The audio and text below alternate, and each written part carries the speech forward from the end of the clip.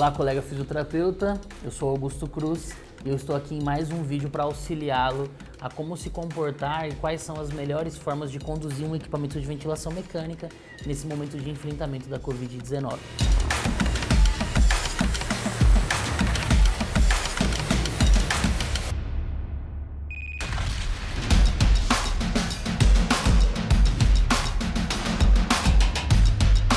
Já falamos anteriormente da recomendação da modalidade a volume, também falamos do controle a pressão assisto controlado e agora eu quero falar sobre uma pequena particularidade da modalidade espontânea, mais conhecida como pressão de suporte.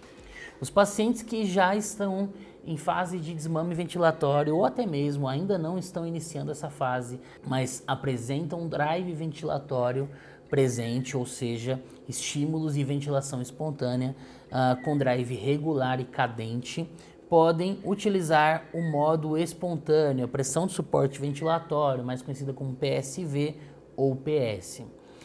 Como nós podemos observar aqui já o nosso pulmão teste, ao passarmos o paciente para pressão de suporte, ele se mantém inerte, exceto agora pela garantia de um pequeno ciclo de respaldo que é dado a cada tempo de apneia. Se porventura esse respaldo não for garantido, observem onde o paciente ele realiza um longo tempo de apneia, ok? Necessitando obrigatoriamente do esforço do paciente para que haja um ciclo ventilatório nessa modalidade. Ou seja, se o paciente porventura não tiver o drive ventilatório presente ou não estiver regular e cadente, não recomenda-se essa modalidade. Se porventura o paciente apresentar esforços ventilatórios com cadência e sem desconforto, claro, com uma intensidade considerada dentro da normalidade, preconiza-se que se utilize o modo espontâneo para garantir o maior conforto para o paciente. Um detalhe que difere da modalidade pressão assisto controlada, além da ausência da frequência respiratória, exceto a de respaldo que nós podemos encontrar aqui, essa é a de respaldo, ok? O tempo inspiratório definido nessa modalidade não é um tempo inspiratório assim como na pressão controlada, que vai garantir maior ou menor volume corrente. Nós vemos aqui um parâmetro de segurança chamado tempo inspiratório máximo. Vocês podem observar que o alarme de apneia foi acionado. Esse tempo inspiratório máximo, ele é uma garantia de que, após o esforço do paciente, todo o tempo inspiratório, que é variável e dependente do pico de fluxo, não ultrapasse este tempo pré-definido por você. Ou seja, não é exatamente esse tempo que vai ser utilizado na ventilação do paciente, e sim, este é um parâmetro de segurança.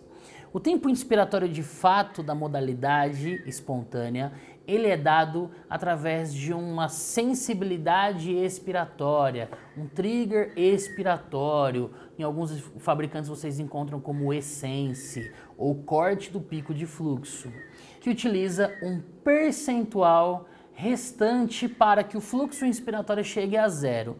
E eu vou exemplificar aqui para que vocês entendam melhor. Observem que neste exemplo nós temos aqui uma sensibilidade expiratória, um trigger expiratório de 30%, ou seja, dentro do fluxo inspiratório do paciente, ao acontecer a queda do fluxo, após a redução de 70% desse fluxo, de acordo com o parâmetro do pico, restando somente 30% para ele chegar a zero, o ciclo inspiratório, a fase inspiratória se interrompe, se encerra, iniciando assim a ciclagem para a preparação da fase ES.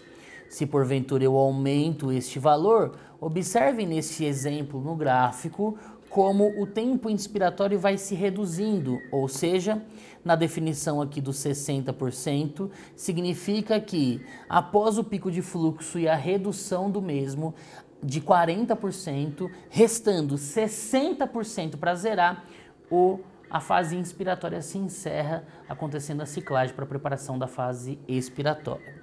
Assim como, se eu reduzir esse parâmetro abaixo de 30%, nós podemos observar o quanto o tempo inspiratório se prolonga, ok? no caso a definição aqui hipotética de 5%, garantindo que 95% da redução do fluxo na fase inspiratória seja garantida na viária do paciente e ao faltar 5% para o fluxo chegar a zero, interrompe-se então a fase inspiratória e inicia-se a ciclagem para a preparação da fase expiratória.